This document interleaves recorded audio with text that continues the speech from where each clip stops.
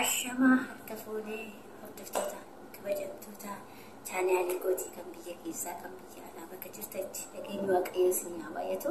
Ani obboleettiin keessan nagaa gootuun qabaa sinis akka nagaa naa taatan immoo abdii gootuu waaqayyoo qaba jecha har'ammoo viidiyoo takka akkasumas warroonni maatii koo taatanii laayikis gochaa jirtanii sheeris gochaa jirtanii koomentis gochaa jirtanii hedduu galatoomaa isiniin jedha. Akkasumas immoo warroonni maatii koo hin taane kottaa gara maatii kootti dabalamaa isiniin jechuu jaaladha.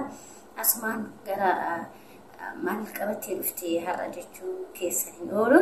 Akkasuma obboleewwan keenya hundumti keessanuu akkuma beekamu obboleewwan keenya mana hidhaa Saudi Arabiyaa keessa jiraniif hundi keenya iyyuu hanga dandeenyu tokkotti wanta aga dandeenyu tokko sagalee haa taanu jechuun barbaada. Akkasumas sagaleen ta'aaf jedhee yaada obboleewwan kooti har'a mata duree san irraa dubbachuu dhufee jechuudha. Akkasuma ijoollee hundi keenya iyyuu ilmi namaa kuni akka itti bahu beeka malee akka itti galu hin beeknu. Waaqayyoon hunduma keenya nagaadhaan biyya keenyatti nu haa galchu. Obboleewwan keenya mana hidhaa keessa jiranis jaalataniiti manniitii miti kan mana hidhaa keessa jirani.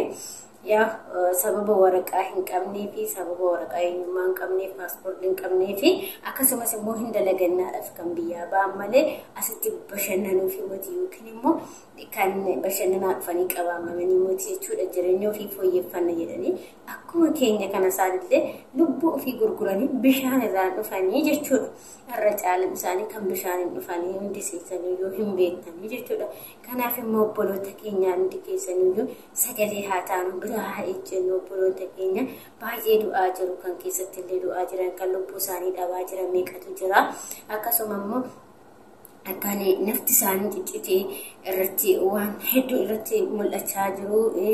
Beelli isaa fixaa jiru. Dhugaa waan baay'ee nama gaddisiisu jechuudha. Dhugaa dubbachuu fi bishaan shinti beeti dhugna yoonaan jedhan dhugaa baay'ee tokko natti dhaga'ame jechuudha. Dhugaa rabbi nuti akkanatti jiraanna. Nus boru waan taanu hin beeknu yookiin akkuma isaanis ta'uu dandeenya hin beekamu. Jireenyi biyya ormaa dukkana waan ta'eef har'atti dukkanaa'ee biyya ormaa keessatti osoo mootummaa gahaa tokko qabaanne har'a mootummaan keenya nu iyyee nu galchuu danda'a jechuudha.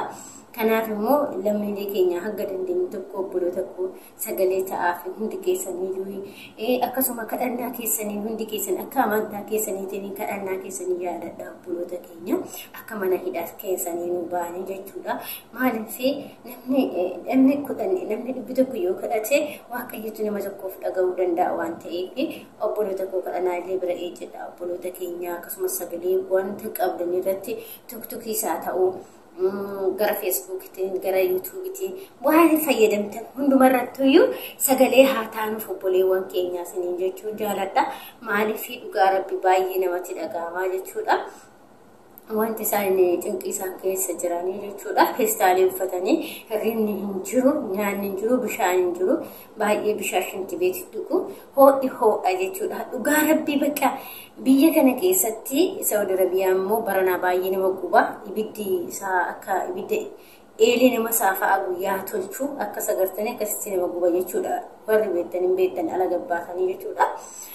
Ani dhugaa dubbachuu fi namumti warrumti soodii kana keessa dhiira ta'ee kan ala hojjetaniif baay'ee isaaniif iyyuu gadda jechuudha. Isaanirra ibidda san keessa taa'an dhiisati dhugaa waaqayyo jechuudha. Minkeefi yoo barbaadan cufuu yoo barbaadan banu jedhanii baay'ee kanaaf namatti dhaga'amaa isaan ibidda san keessa jiraatu. Baay'ee gubachaa jiru. Dheebuun akkasii, beelli akkasii, qixxaa goggogaa nyaatanii jiraatu.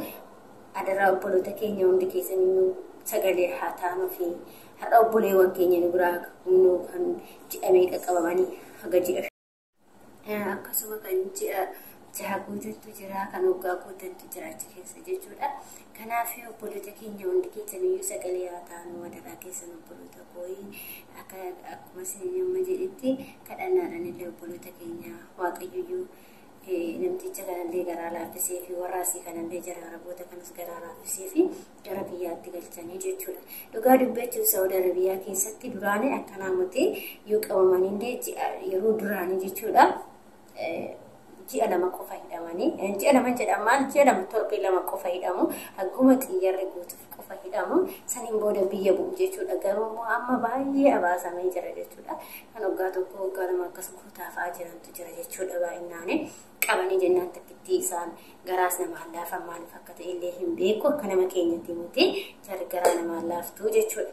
Naa waaqayyoon immoo yoo kadhannaa illee yaadattanii hundi keenya akka amantaa qabdanitti kadhannaa yoo yaadattanii jara kana garaallee raafisee fi obboleewwan keenya gara biyyaa nu galchuu danda'u jechuudha. Akkasumas mootummaa keenyas immoo waaqayyoon garaa nu laafisee uummata keenya kana akka nu fudhatee gara biyyaa nu galchuu kadhannaadhaan hundumti keenya akka jirtanii nu kadhannaa godhaasanii jechuu jaaladha.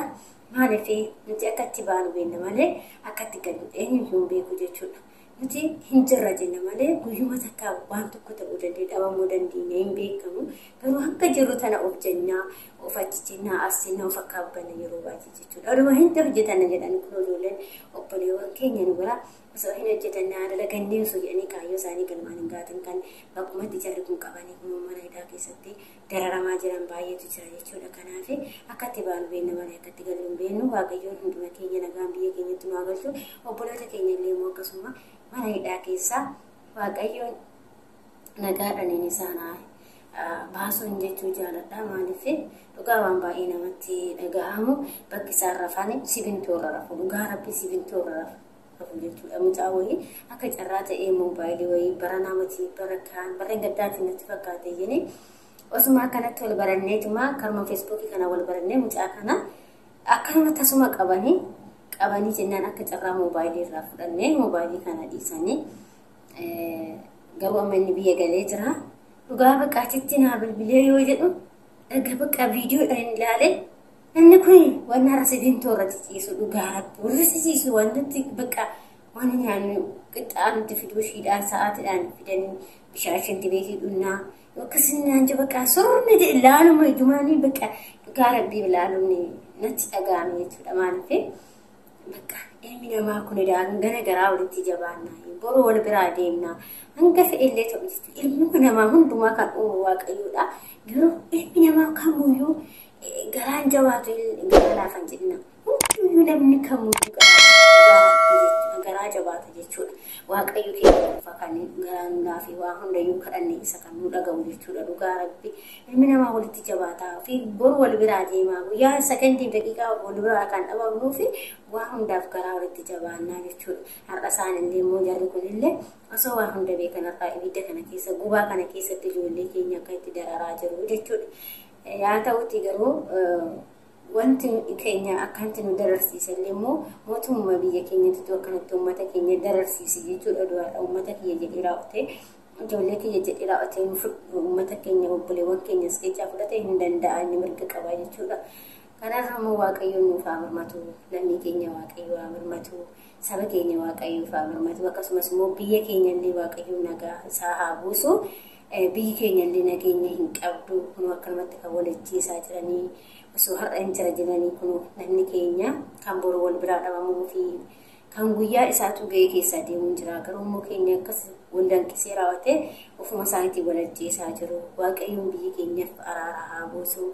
Kana malee illee immoo dhugaa dubbachuudhaaf biyyi keenya dhugaa maal facuubbuu maal akka hojjete illee haan hin beeku. Biyya keenya keessatti dhugaa torban kana keessatti yoo Facebook irratti ilaaltanii jettanii waan nama baay'ee nama gaddisiisu makiinaa meeqatu galabbatamee nama meeqatu dhumate jechuudha. Torbee kana keessa dhugaa tokko fa'a bakka baay'ee damimmaantii ana jechuudha. Dhugaa mucayyoon eebbifamtee yoo warri argitanii jirtan jechuudha. Mucayyoo abbaan dhaqee eebbi hawaasatti eebbisiisee osoo galuu deemu gara shawaa kanatti fakkaatti mucayyooni. Abbaan dhaqee eebbisiisee osoo galuu deemanii gaafa galuuf deemanii mucayyoo eebbisiisee yoo galuu deemu akka carraa ta'e makiinaan galabbatame. Mucayyoonis gammachuun ishii gara gaddaatti jijjiirame. Lubbuun isaan lachiitu hin dhabamte gammachuun warraa gara gaddaatti jijjiirame jechuudha. Waaqayyoon keenya nuuf haa araaramu. Balleessaa guddaa qaba biyyi keenya. Namni keenya wal nyaata wal amata malee waaqayyo hin kadhatu, kadhannaan isaa hin jiru.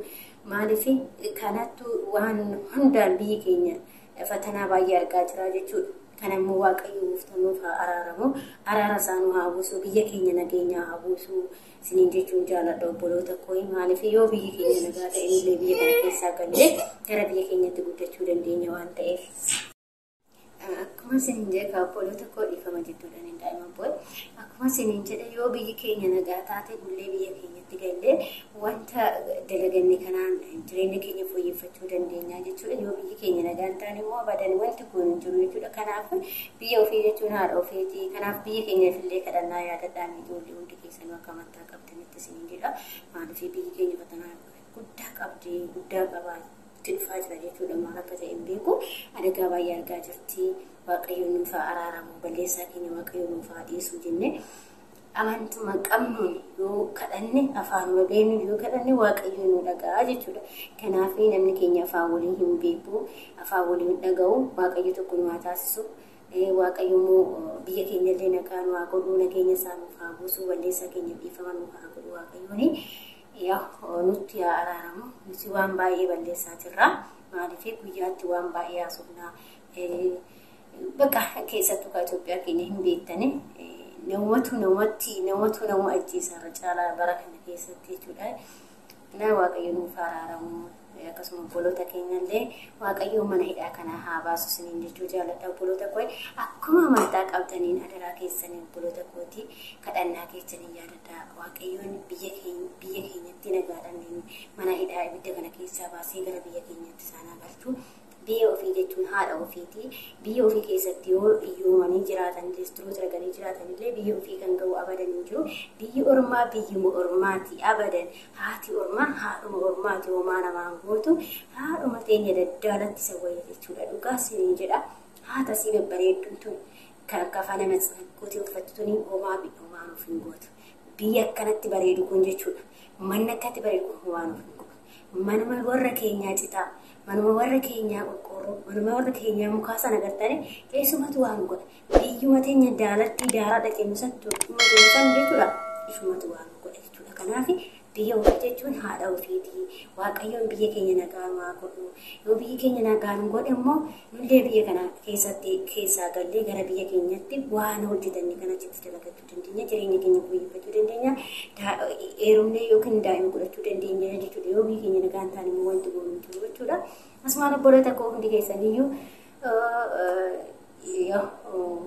kadhannaa keessanii akkuma sinin jedhe obboleewwan keenya yaadadhaa sinin jechuu jaaladha hanga immoo viidiyoo biraatii walitti deemuutti nagaa naa ta'a fayyaa naa ta'a sinin jaaladhaa sinin kabaja obboloota koo nagaa naa ta'a.